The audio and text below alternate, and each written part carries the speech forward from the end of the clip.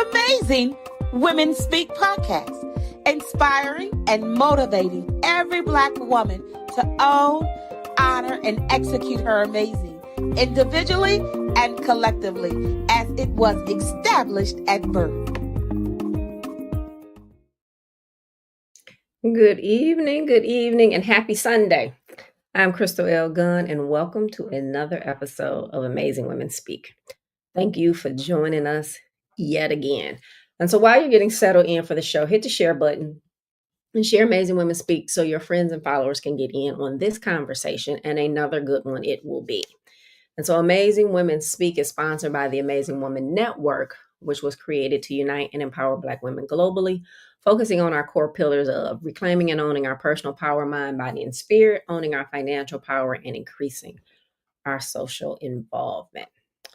So visit us on the web at amazingwoman, WOMAN, network.com. Membership is now open. Join us. We're looking forward to it. So 2 things that stood out to me in preparing for this episode. One, the strong Black woman stereotype, which emphasizes resilience and self-reliance, can lead to higher levels of stress, anxiety, depression, and even greater instances of suicide and substance abuse among Black women. This cultural expectation discourages seeking help, as doing so may be perceived as a sign of weakness. The pressure to embody this stereotype can have detrimental effects on mental health. And 2, despite experiencing depression at rates twice that of men, Black women are approximately half as likely to seek mental health care compared to their white counterparts. This underutilization is influenced by factors such as previous negative experience with healthcare providers and a lack of culturally sensitive care. As depression severity increases, Black women become even less likely to pursue care, highlighting a critical gap in mental health services. So we're going to dig today a lot on mental health specific for Black women, and with today's topic, my mental health is my business. Again, we'll dig a little deeper into that. And we're going to talk about the event that is coming up that everyone, and I do mean everyone, needs to attend. But before we can get into the conversation, Michele, hello. Thank you for being dope and amazing and curating these conversations only the way that you can. Hello, my friend. Hello. It is a pleasure to have tonight's conversation. As deep and challenging as it will be, it is necessary to have the conversation. So I'm grateful for your mindfulness that as we get into the month of May coming upon us, that May is Mental Health Month, and to have a specific conversation around Black women and mental health, and the lack of our attention to care in that space is critical. And I'm always excited to be able to invite Stacey back on the show, who has made it her business to tend to the business of mental health. So wherever you're joining us from, we invite you to be a part of this really important conversation. Drop your questions, comments in the chat. We'd love to pull you in and hear your voice through this virtual platform. But we cannot do any of that without inviting in our amazing guests to introduce themselves. Hello, Stacey. Hi. Please introduce yourself to the folks who are first-time listeners. Well, first of all, I want to start off by saying thank you. Thank you so much, ladies, for always thinking of me and my vision and my mission and my motivation and including me in your conversations. I want to say I am so honored to be here tonight. And for those of you who are joining us from wherever you may be joining us from, I want to say good night to you. And my name is Stacey Williams, and I am a licensed professional counselor. And I have been doing work with I've been in the helping profession my entire adult career. However, I've been a licensed professional counselor for the last 15 years. And I have, done a lot of work across the spectrum of the population as it relates to mental health. I don't want to take time to go into all that specificity, but I just do want to say that that is one of the things that I do believe that God has called me to do, is to help people walk alongside people in their healing journey, whether it's a child, a teenager, a young adult, an adult, a senior citizen. I have been gifted with that, and I'm thankful for that opportunity. So that's me. We are thankful to you, Stacey, for saying yes one more time, right? Like you talked about this work being your life mission, your call, your assignment from God, and we're grateful that you are listening and being obedient to that call, because we aren't having this conversation enough. And I really love, from the first time you came on our show, talking about it being my business. And what does that mean? And so I'm really looking forward to unpacking that a little bit more tonight. All right. Right. So I tell our listeners every week, Stacey, that this is the fastest hour. Tonight will be no different. So we don't have time to play in shallow waters, right? We can't toe in. We've got to go deep, because the conversation is deep. And for many folks, it's about life. Yes. Right. It's a life and death conversation. Sure. Absolutely. And so we don't have time to do anything in shallow water. So I just really want to dive in and talk about first, why is it that we have failed to notice that it is our business, and that you've built a workaround reminding us to take the steps to acknowledging that it is our business? Yeah. I think one of the main reasons has a lot to do with society norms.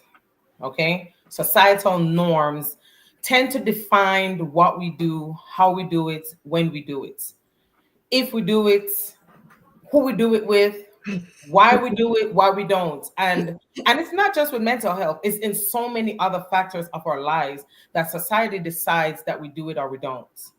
And even if you look at the trends with mental health, when did we start having the conversation? When society decided we will have the conversation. So now you hear it more, maybe not enough, but it's really defined that way. And until we get to the fact of life that we look beyond what is the norm and versus what is needed, we'll still be we'll be trending in that direction. But we have to see, it's no different than, like I say, we go and get our annual checkups. Most of us do. There's still people that don't. Right. But if we don't do those things, we're going to miss the signs. We can miss the signs, and a checkup kind of help us identify what some of the signs actually mean. But when we neglect to do that, by the time we go, we are really on the cusp of something life-threatening.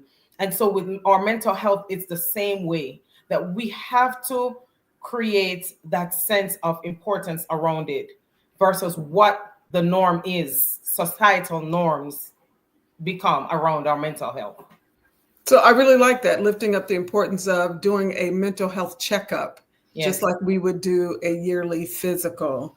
So I wonder, Stacey, right, like the impact from COVID, when folks were having to sit in their houses by themselves, right, or with a smaller group than they may have on any typical day, what impact? Was that a gateway for folks to start thinking about, I need to do something different because I'm having to sit with myself and I'm discovering I don't have the tools or the resources to address what may be bubbling up for me? Or again, even for folks who had to live alone during that time, did we see a pivot during COVID that made us realize that we needed to start paying attention to our mental health?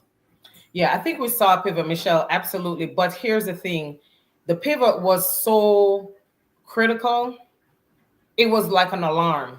Because what was happening was the first example, people being alone, right? So you had increased the visibility of depression. Some of those people may have already struggled with depression, but because you could numb it with going here, going to work, it became obvious. The other thing that started happening was people started realizing that they were actually living with people who had mental illness, but they did not recognize it because you get up in the morning, you go this way, you go that way. We scatter and we only come back for a couple hours. And girl, that's just her. She just loud. She just always crying. Go to your room, until we had to see it. Women were actually dying at high rates because they were now forced to live with their abuser all the time. The alcoholics became raging. Mm-hmm. So all of it wasn't just like, oh, we need to check our mental health. It was like, and there's no way to ignore it. There was absolutely no way to ignore what was happening. That makes and sense. It should not have got to that point, but it did. Yeah. So we get through COVID, and like Crystal said, right, like we really want to pay attention to the Black woman tonight, right? Like we really want to look at the impacts of all of the things that we carry, the way in which society has deemed us to be less than worthy. And so unless somebody's given us permission, like you said, right, like we're not reaching for those things. So I really want to hone in on the Black woman specifically tonight. And as we think about how we begin to recognize some of the gaps in our lives, what are some of the things that I should be thinking about that may suggest that I need some support outside of my tribe, my circle, my girlfriend? What are some of the things that I need to be paying attention to? Or am I looking for in my friends that I can suggest that there may be something that they need to address? Well, I think one of the signs is like a sense of overcompensating. When we start to overcompensate in any area, whether it's like, say you're overcompensating as a parent, you're overcompensating as an employee, a girlfriend, a wife, and you're doing too much for like something that's missing, to me, that's like the first sign. So Stacey, right, like that sounds like a Monday for us, though. You know what I mean? Like, well, let's say like we're always on 10. Continual, like it's like a process where you find yourself overcompensating continually. I'm not just talking about, oh, today I didn't get my hair done, so I'm gonna spruce it up with some extra gel. I'm talking about like that's every day where you find yourself feeling like something is missing. Okay, so let's talk about the workplace, for example. Okay. Give us an example, because like Michele said, this is a Monday, and people go in, and especially us, we do all of the things on level 10 all of the time. Right, Where like do it we feels draw like the line? right, like it feels like that overcompensation is what we're required to do to just get to baseline. Truly. But even when you think about that, that becomes our normal. But should that be our normal? Right. Where we function in a state of overcompensation, right? And I'm just thinking, like, for example, you say you're driving. Most people won't even drive in silence. And it's like something is blaring to numb or to drown out what we're dealing with. I love my silent drive. When people come in my car, my radio's never on. Right. But that's my time to reflect. I had to cultivate that. It wasn't something that just randomly spurred. But when I started doing a lot of self-evaluation, because that's key to even identify that you're overcompensating. So you may have somebody who just got their behinds beaten, but they have to come to work to show up and look like that did not happen. That's overcompensating. And I'm telling you, they have to function that way. They laugh, they act normal, but they literally just got beaten up. Years ago, I did a trauma assessment on a little boy. He was 6 years of age at the time. His mother had just gotten murdered by their father. She would go to work every day and she would act normal. Her coworker said this. This was all in the news. But one day she said to somebody, if I don't show up to work, make sure you send the police to my house. Jokingly.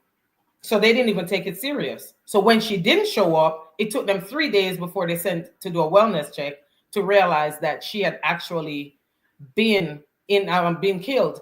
She never looked like what she was going through. Right. Why? she overcompensated every day to perform at a level that we're talking about that's acceptable. Because had she come with beaten up eyes and broke down, what would people have said? Who would have said, how can I help you? Maybe somebody would. I'm not saying that wouldn't happen, but we don't even think along those lines. Right. We think that we have to present a certain way. Again, society tells us what we need to look like. So we present that way. And if we look anything outside of what we should look like, it's never, are you okay? Can I help you? It's more like a gossip meal. We're still talking about the workplace, right? We're talking about the rumor mill. Become the topic of discussion. Girl, you see what she look like? You see that mark on her? That's what that looks like. So without overcompensating, that becomes something else that we have to deal with. So we overcompensate to meet societal norms while we are deteriorating on the inside. Slowly, some people. So message number one, overcompensation is not normal, right? And so to acknowledge that, again, when many of us have done so just to get to the table, right? Yes. To be seen, to yes. just have our voices heard, where that comes from our counterparts much more naturally, right? Like they're given the things. And so we've always felt like we've had to do more than just, again, to just be at baseline, and to tell myself that that's not normal and that there's another path. And what else am I bearing in that, right? Like in that compensation may be a sign that I need to have a conversation to rework what that overcompensation may be doing. Because when overcompensation causes you to neglect yourself, that's what we're talking about. Okay. Because if you can fake it and you come home and you take your wig off, you take the eyelashes off, you look yourself in the mirror, you address the issues that need to be addressed, that's one thing. But how many people are literally doing that consistently to nurture themselves, to take care of themselves, to even make space for themselves in a whole way? Because most times we think that when we make space for ourselves, and please don't hear me saying this as a negative, we're thinking we're getting the hair and nails done. We think, oh, that's me taking care of myself. But self-care is different from self-maintenance, which that's what that is. You maintain your nails, you maintain your hair, you do that. You look beautiful. But what about how are you taking care of yourself? So someone has heard this and has said, oh, I've been overcompensating. How do they then start to scale that back or to pull that back to do something different? Right. So, self-evaluation is always the key to any step to make any changes. So you have to identify, how am I overcompensating, and really begin to deal with that. A lot of times we don't like to deal with our weaknesses, but without realizing that that's the point of our strength. The things that we consider our weakness is actually really our strong suit. Because if you struggle with anger management, but you learn to manage your anger, you become stronger. So you develop a strength there, versus ignoring that, beating yourself up even more, and not dealing with the issue. So to begin to self-evaluate and normalize the areas that we struggle in, and start working on them. And this is really truly where we always end up back to therapy, right?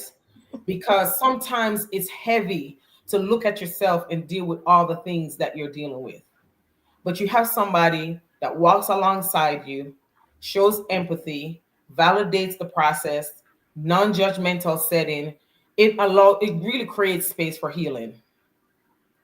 And I just think, even as women, African American, Black, Caribbean, Nigerian, society really forces us in the space of overcompensation, as Michele says.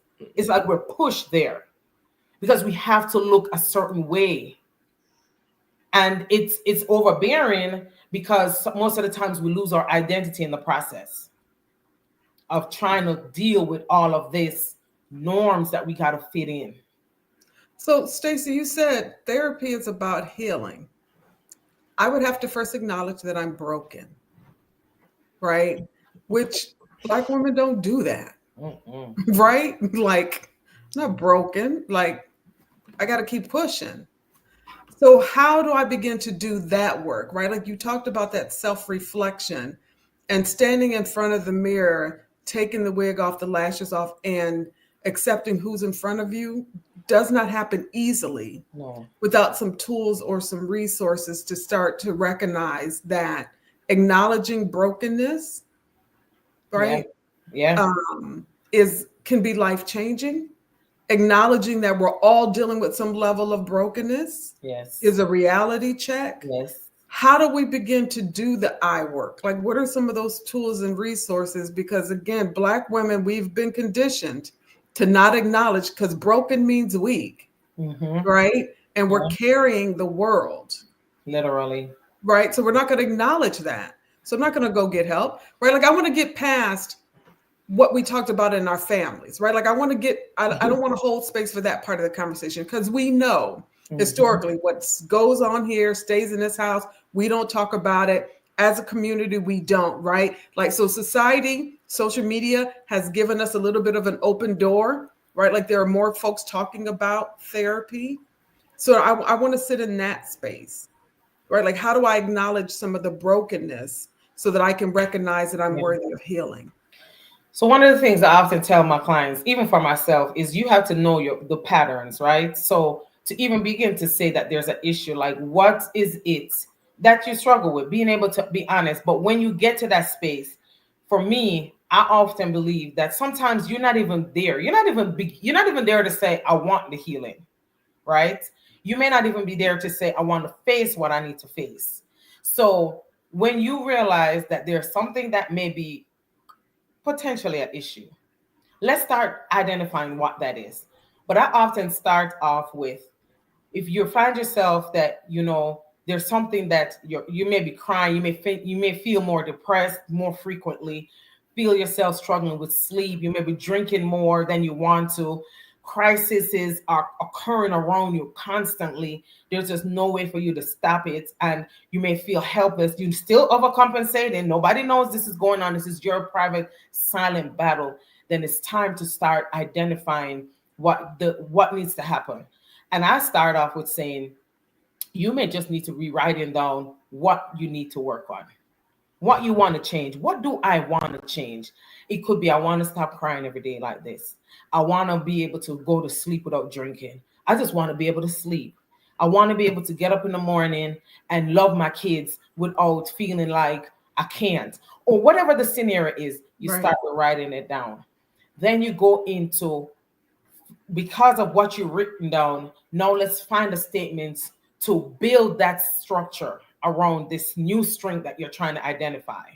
So for example, if it's you want to sleep, you start saying, I'm going to go to bed early, or I am going to start developing a sleep routine. If your depression is mind, where your mind is telling you stuff like you're not good enough, you're going to die, you want to kill yourself. Like, it's so many things that people go through. Beginning to start to document those things. Whether you put it in your phone, you write it on a piece of paper, you put it just mentally saying, this is something I want to change. Because you have to really start there. We can function in dysfunction. There's no doubts about that. We know that. But the little steps is really beginning to look at the patterns that are occurring around you. And whatever makes you uncomfortable, even though you can be internally uncomfortable and used to that. So it's really, some of it is so hard, Michele, because if a person is used to being depressed since they were 8 years old, well, what does that even look like when they're not? Right. Will they even acknowledge that that's something they struggle with? Even though you do get people that get to that point where they say, as long as I've known myself, I've struggled with depression, and I'm here to work on that, or I struggle with anxiety, or I struggle with not being able to talk to people. So we just kind of have to really look at where our patterns are. And it's not always easy to identify. But if you find yourself kind of in the same loopy downward cycle, that's an identifier that you probably need to really do some assessment. So it's not like just once in a while where today wasn't a good day, Mhm. this, or, my car broke down. It's just a constant cycle around you where you cannot get out of this space of things happening. I don't know if that's clear, because it's not really so clear cut, because everybody is so different and their circumstances are different. You have to even really, I was working with a client the other day, and it took us 3 weeks to identify that the person was dealing with grief versus just depression or just anxiety. It was grief from the ending of a relationship. So it takes time to really get to the bottom of what we're actually dealing with without some support or paying attention to what our cycles are. Yeah, but I can imagine, right? Like with mental health, and we're not talking about DSM-4 related things, right? Like there's oftentimes a lot of comorbidity, right? Like you're dealing with multiple things happening, and so it's hard to peel apart. And so while you talked about how, right, like everybody's different, everyone's situation is different, you really did give a really good concrete tool to just start writing it down, right? Like even being able to identify for yourself, what are some of those things? And I think about, like you said, folks create chaos because the silence is revealing. And so if you can't sit in silence, if you can't be in your own company, right? Like write that down. Why is that? Right? Like what are you feeling? Right? Like if you desire aloneness versus not wanting to be, whatever the thing is. So you're right. Whatever the thing is, yeah. But you've given us a really concrete way from those individual experiences to begin to unpack, right? So in my unpacking, I'm doing this on my own, right? Like I've not gotten a therapist yet, but I'm listening to the show and I'm hearing you say, right? Like, so I'm trying to do a little bit of my own mental health checkup. Like I'm start writing this down. What kind of things might say, oh, this is bigger than me? Yeah. Right? Like what kind of things might I be writing down, or when you're working with women that you see, right? Like that suggest you might need to participate in some therapy. Yeah. And Stacey, before you answer that, I want to add to that the very early markers, because when you were giving the examples, it was so much, and someone saying, well, I don't have all of that. But what's that one thing that then, you know what I mean, that then starts to that, okay, you didn't pay attention to that, and then it continued to get worse. So kind of like add that. Yeah. So I'll give you an example. You start off where your days get hard. You know what? Your days are overwhelming. You come home, you find yourself sipping a glass of wine. That's normal, right? We do that. Now we're going into week 2. Every day you're doing this. We're going into week 2. Now you're drinking the whole bottle. So when our patterns start to shift, especially when they get more intense, that's a sign. You can even have a person who is dealing with depression and their way of coping is going to the gym. And they are excessively gymming. All right, ma'am. Right. Not Michele. Not Michele. Not Michele. And the reason I use that is because I literally had a client that went through working her issues. She had went through a miscarriage, and how to deal with it. She didn't know what else to do. Before she started therapy, and the only thing she knew to do was to go to the gym, which was fine. It was good. It started out being a really good thing, but then it got to where she was only going to the gym, not eating right, and before you know it, she lost 30 pounds in a month. Now, you know, Michele, that's exorbitant. She wasn't overweight or anything. So that became where that pattern led her to say, let me get into therapy, because now I obsess about going to the gym. That's the only thing I do. Like, she shut out everybody, shut out the world, and now she's only gymming. Okay. You make a really good point, Stacey, right? Because again, through social media, what we started to label as this is my therapy, when what we need is to be in therapy, right? Yeah. So you make a really, really good point. about the things that we substitute Yes. when we need to.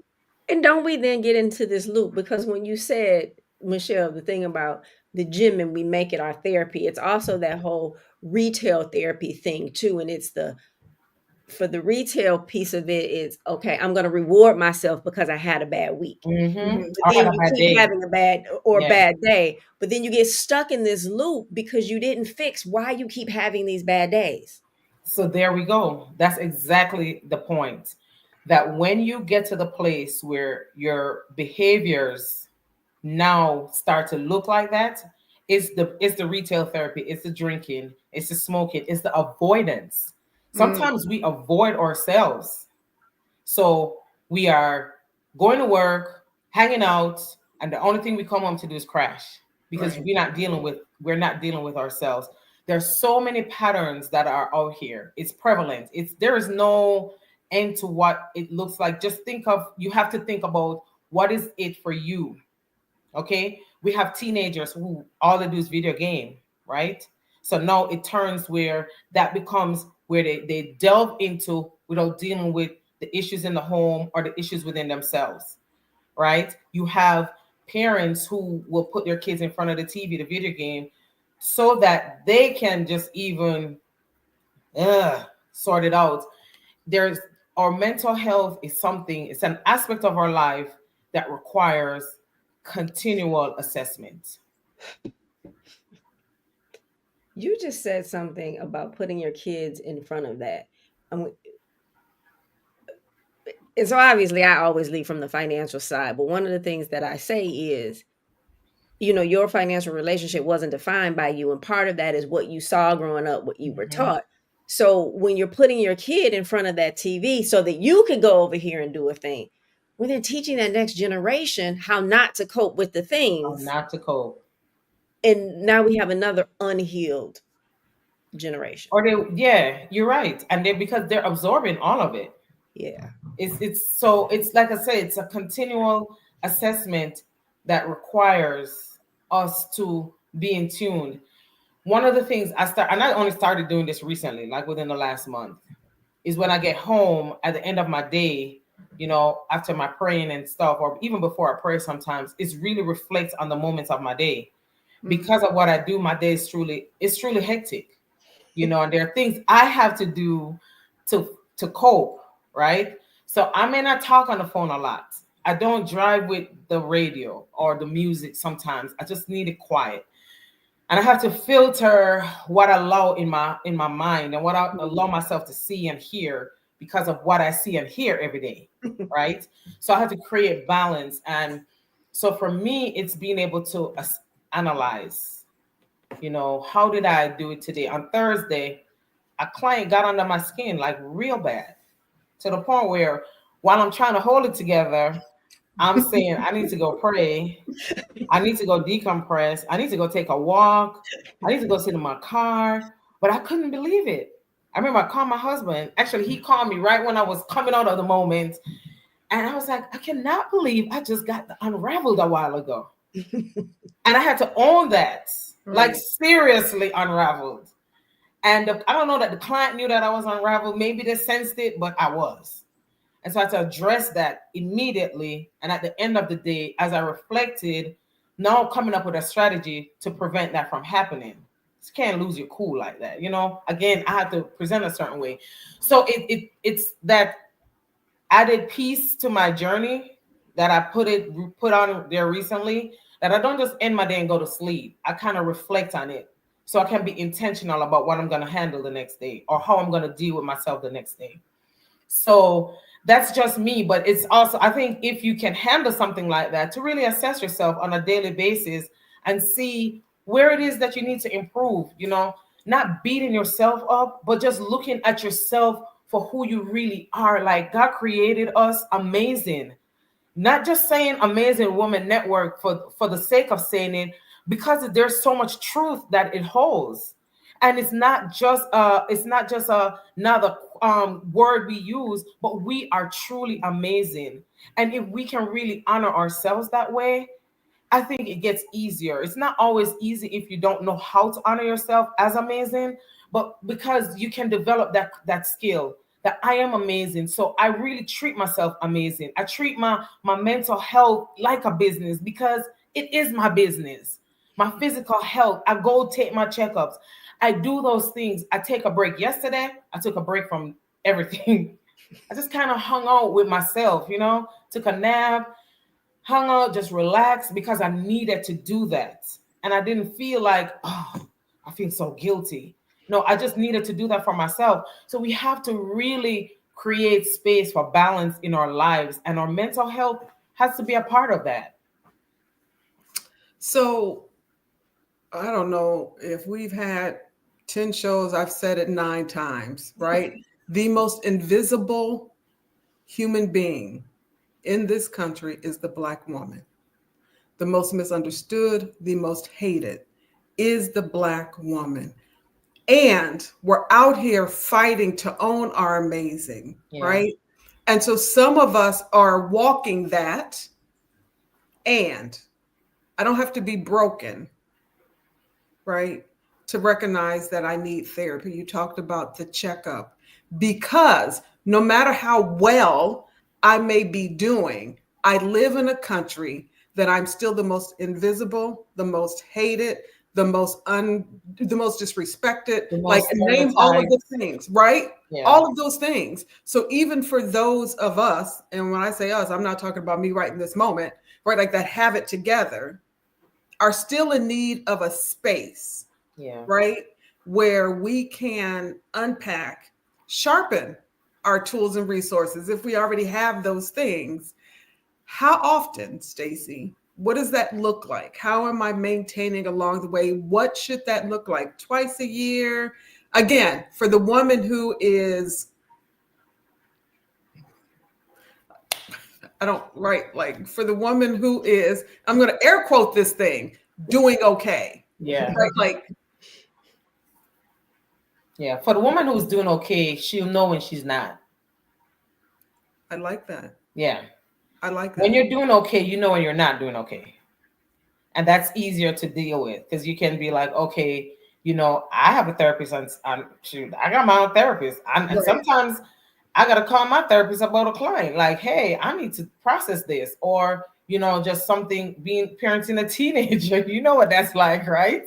So when I'm not okay, there's a space for that. There's spaces where like it really is. We don't have to be in crisis, I guess is where I'm going.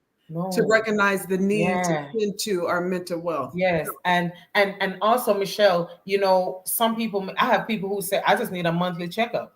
I just need to check in with you once a month. And I have some who say, I'm good right now, but I call you when I need to. And I really literally may hear from them 4 times a year. Twice. So I can't have a therapist on speed dial, if you will. Yes. And when you think about all of the other areas in your life, you the little sticker in your window says however many miles you gotta go get an oil change. Yes. Right? Yes. You know what I mean? You go to get your mammogram, you go, you get your pap smear, you go, you get your teeth cleaned. You have all of these other checkups in all of those other areas. Two places that we don't do checkups: mental health, financial health. We just don't do it. But it's part of that conditioning. It's part of the conditioning and us thinking that we are weak, we're not strong, or the guilt, the embarrassment, all of the things. And I think we have to push past that in order to change, the narrative and to change our own mental health. We have to, and the key to, like you say, even our car tells us, if we miss the sticker, our car usually tells us, right? Our car tells us when we need gas. It tells us when we need an oil change. It gives us a reminder. And most times we ignore the reminders that we get. We ignore it in our body. We ignore it in our mind. We ignore it. Like there's an alarm going off that say, hey, it's time for a checkup time, and no matter how brand new your car is, if you don't get that oil change and you keep driving it, no matter, you could get it off the parking lot 8 miles on it. If you do not get it an oil change, it's gonna break down and you're gonna be on the side of the road. And so we think of that with even us. When we don't do what we need to do, we end up on the side of the road. Figuratively, what is your side of the road? Where is that? Mm. What do you look like when you're on the side of the road? Mm. Who do you call when you're on the side of the road? You know, so prevent that from happening. I Prevent love that. the analogies that Stacey gives when she's on the show. She just makes it so plain. I love it. Yeah, it's key. It's so important that that becomes a part of our lives, you know. Yeah. I just want to thank you for you always drop gems or reframe something, right? There's a lot of value in writing down thoughts, right? And sometimes for women, journaling feels like another task. It really does. And so we don't take advantage of it. But you offering like to just jot down some of those immediate feelings that you're having that at some point you might even be able to look back on, reflect on, and recognize like, yeah, something is out of sync here, right? Like that's not me sitting down and journaling my entire day. So I really like that idea of being able to capture snippets of. And use your phone. My phone has the notes. You know, I got Android, so I know if Android got the notes, y'all iPhone folks got some notes or more. And and our phones are, and for most people, the phones are always right there in your hand. Here. When I lost my phone in December, I'm telling you, I didn't care about the phone as much as I care about the notes that I have in my phone. Because I am forever writing something down, recording, like a thought may pop in my head, I'm recording it. So, and I'm always looking through it, adding to it. That's just how I like doing that for myself. So you don't have to have a book and a pen to journal something down. You just really need to be able to find a way to. I do. I got my phone. I got books. I got pieces of paper. I'm a writer. It's just like writing it down. But yeah, do it. I promise you. Journaling is supposed to be one of the most therapeutic experiences that we have, because this is where you don't judge yourself for anything at any time. You just let it rip. Yeah, like I said, if for me, it feels like another task. Yeah. Right. And the last thing I need. But again, like I said, I love the way you always drop gems. So it reframed it for me. I don't have to full on journal. Like I can just literally do snippets of an experience that I had and what was I feeling in that moment to help me understand, right? Like if something similar happens and I'm having that same reaction, something is off, right? Without me having to journal my entire day. And really Michele, you tell yourself stuff like, girl, you got this. In your notes, girl, you got this. Don't fall apart. Stay cool. Hold it together, you know, or just cry. Make it, you know, whatever you need, you're telling yourself.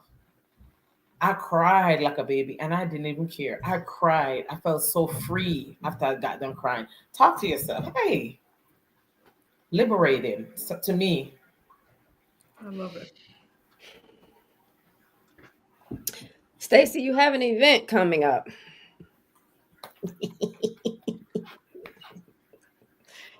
So tell us about it, right before we talk about it, this isn't the first. It is not. This isn't the second.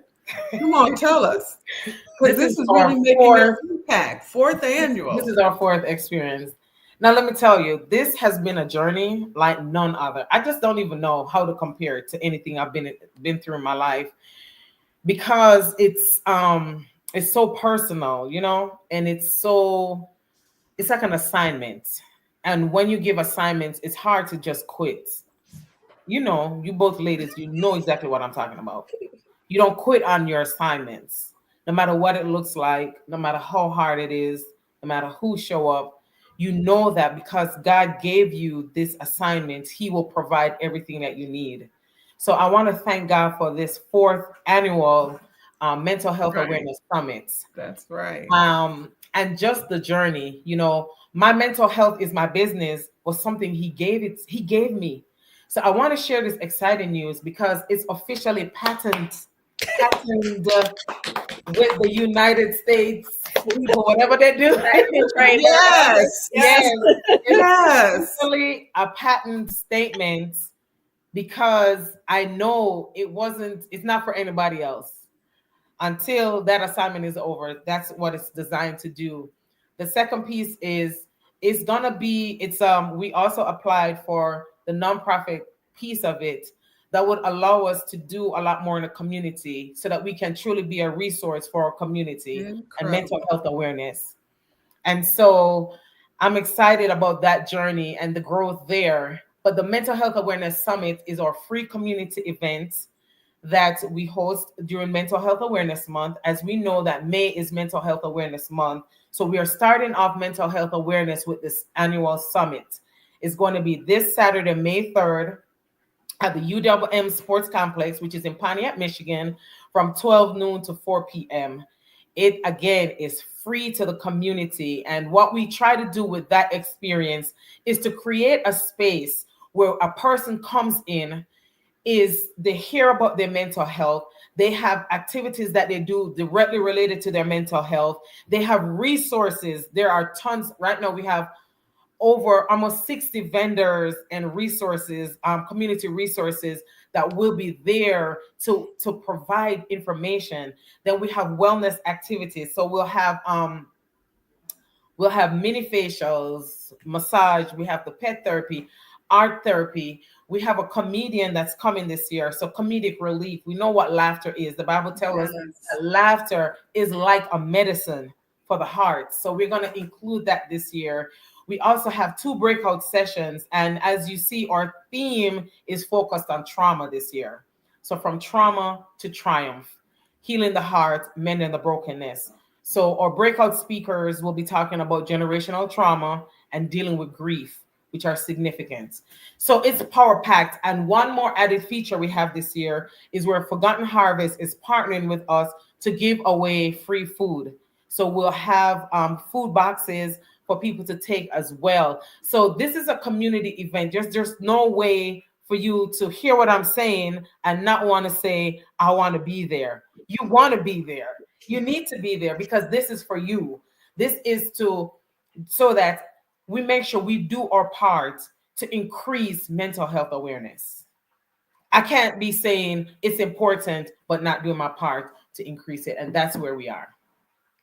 I always look at the summit as the event you didn't know you needed to attend, right? Because people think, oh, I'm fine.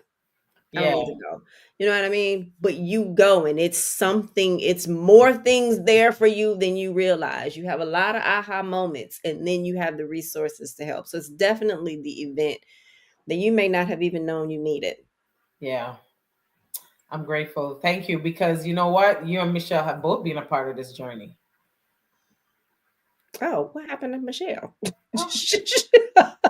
We have been. And I remember the very first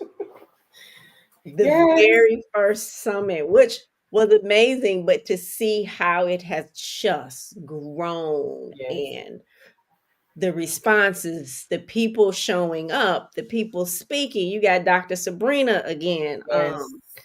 Like it's just this amazing thing. And it's amazing. It's amazing. And I am so grateful for, just like I said, the journey and knowing that, you know, as it continues to grow and God gives new vision and new processes, that the whole world will be able to be a part of this pretty soon. And that's the goal, that it's not just going to be Michigan. It's going to be the US. It's going to be the world, where as things change, you know, we still create a space where we get to talk about how do we make our mental health our business. So why this year's theme, Trauma to Triumph? Why? So when you know, it's still a spin-off from the pandemic and the impact of the pandemic. But what I do notice is that most of our community lives in a state of trauma. Yep. Okay. So we have the shootings, we have the killings, we have the deaths, we have the homelessness, we have the abuse, we have the neglect, the abandonment, and we just go from that to the next, waiting for the next one. So at what point do we triumph over what has impacted us? And I want to shed light on that. That yes, we can experience trauma, but we can also triumph over it, through it, beyond it.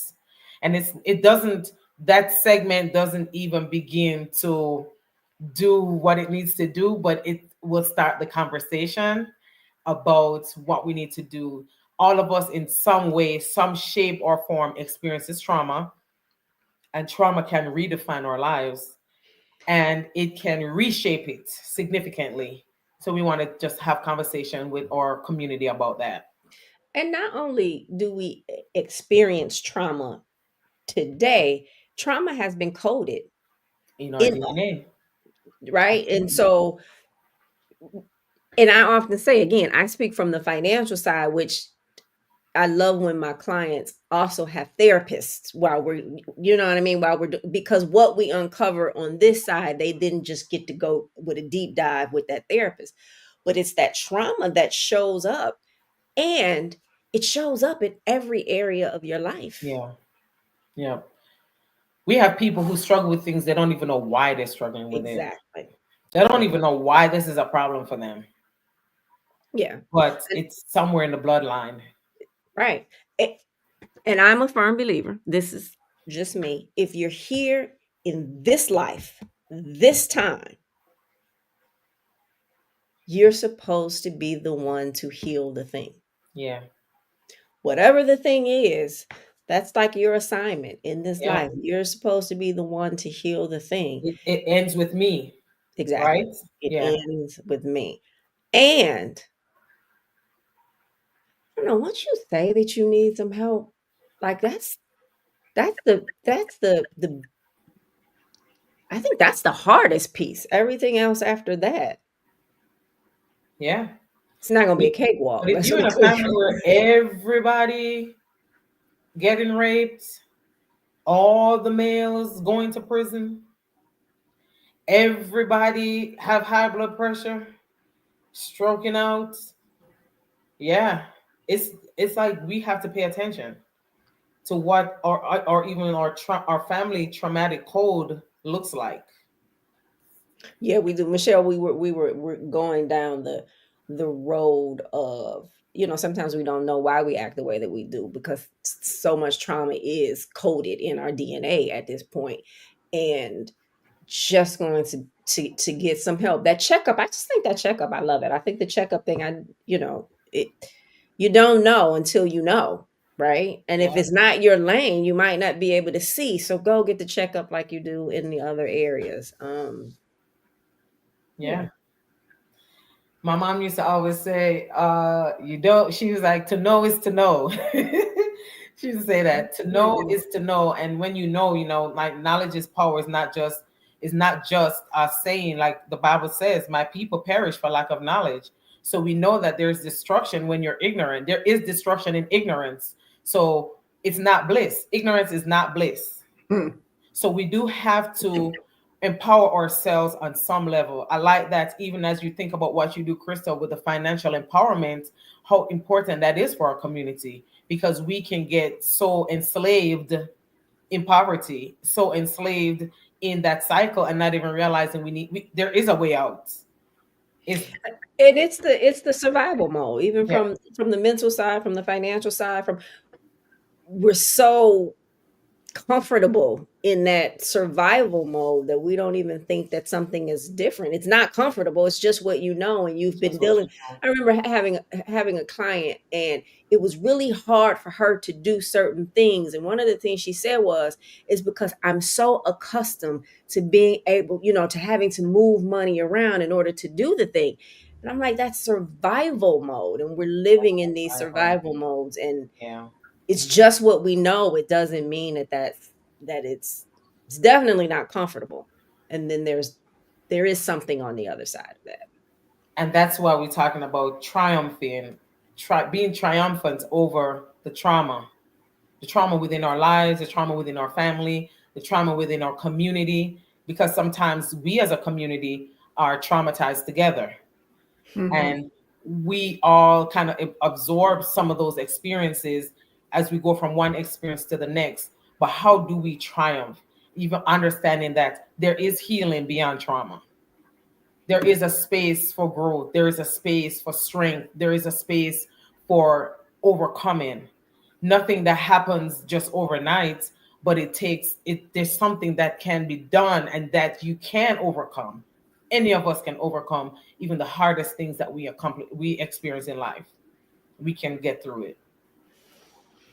Well, Stacey, it is an honor to always bring you on and have these conversations. I'm really excited about the fruits of your labor and using your platform, using your desire to see us well, to host a space free, right? For us to just begin to tap in and understanding what resources are available, have a little fun while we do it. Yeah. Something even for everyone who walks through the door, whether you are a child to an adult, there is some activity that's happening in that space that allows us to just begin to think differently about the things that we are holding.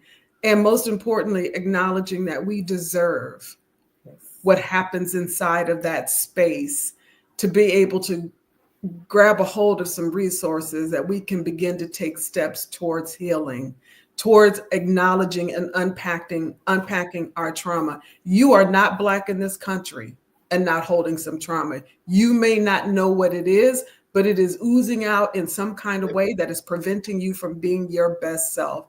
And spaces like you are holding on May 3rd will allow us to begin to think about, how can I take a step forward and unpack, acknowledge, release, begin to heal, whatever it is.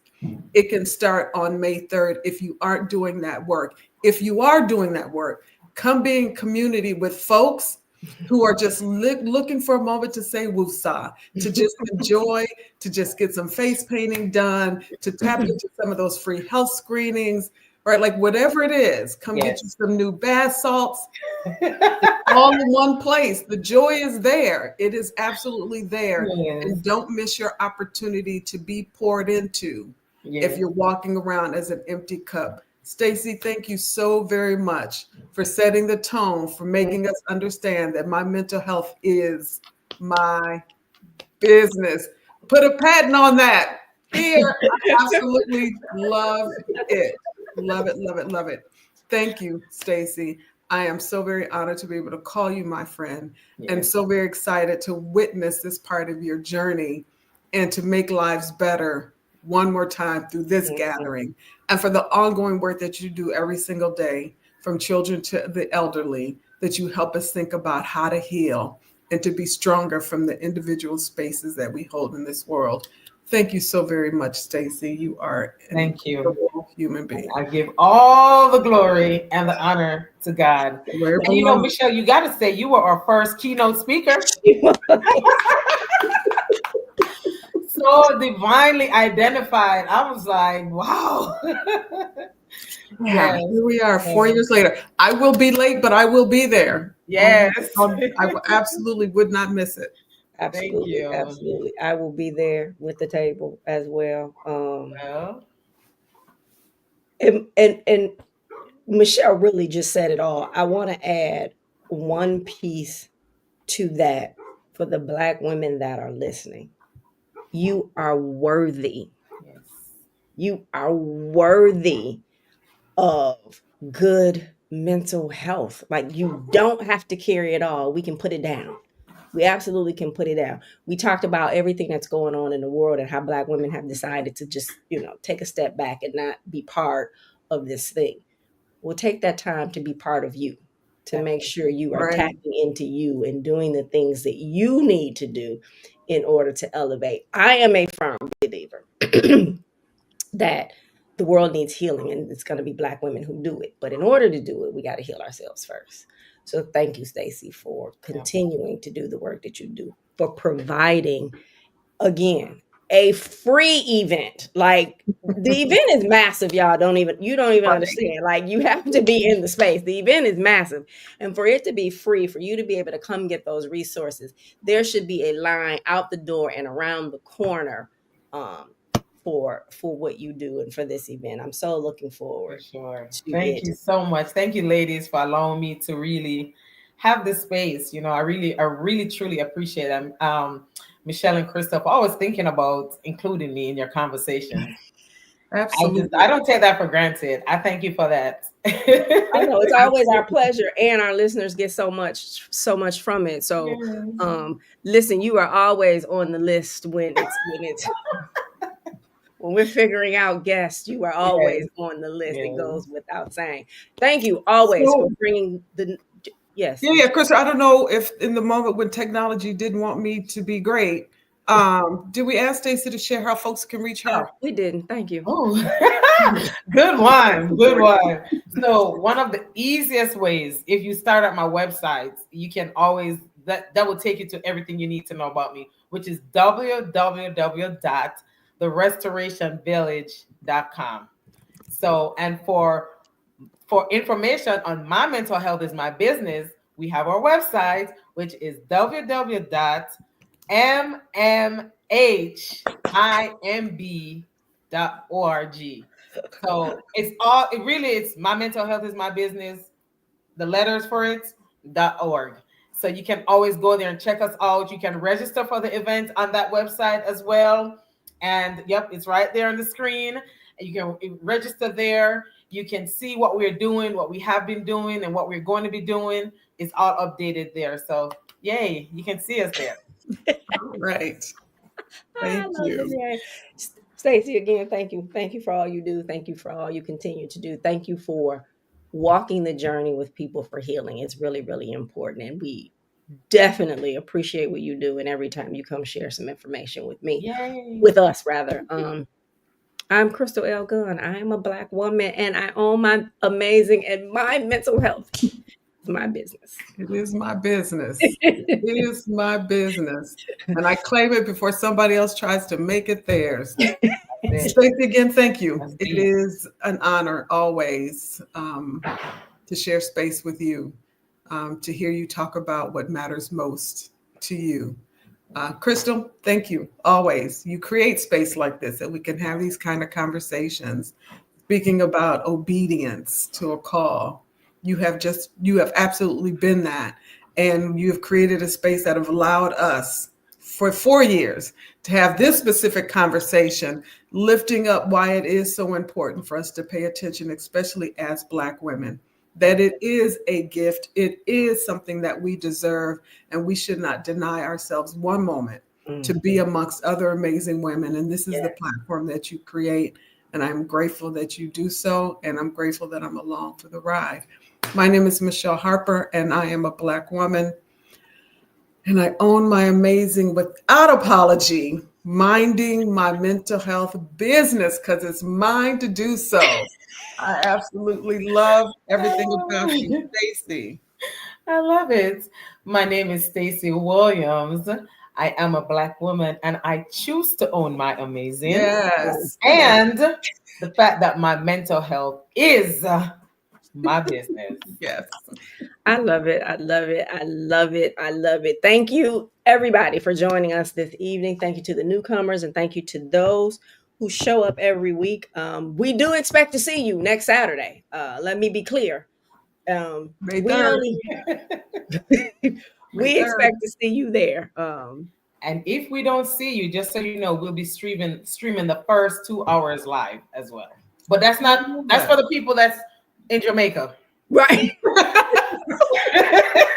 Right. That is not for the That's people for my Jamaican family. Michigan. That's for my family in Philly and New York. Not for the ones in Michigan. Not the ones in Pontiac. No. I'm telling you, y'all, come out. You will have a good time. You will definitely have a good time. So yeah, we only have, Michele, can you believe it? 2 more shows left in this season. Ooh. Wow. I know, right? 2 more shows. So we will see you next week, May 4th. And then happy Mother's Day the following week. We won't be here. And the last show of this season will be May 18th. I need a break. That's it? Or for now, you coming back when? Yeah. The beginning of October. Oh, okay. So you can watch all of the replays on the YouTube channel of all of the episodes that you missed. And I will be, all of the things will be on social media. But yeah, another coming to a close, another great seasons that I am excited about, and the rest that I need. So we will see you next week. Have an amazing evening and a great rest of the day. You as well. Thank you. Bye, ladies. Bye.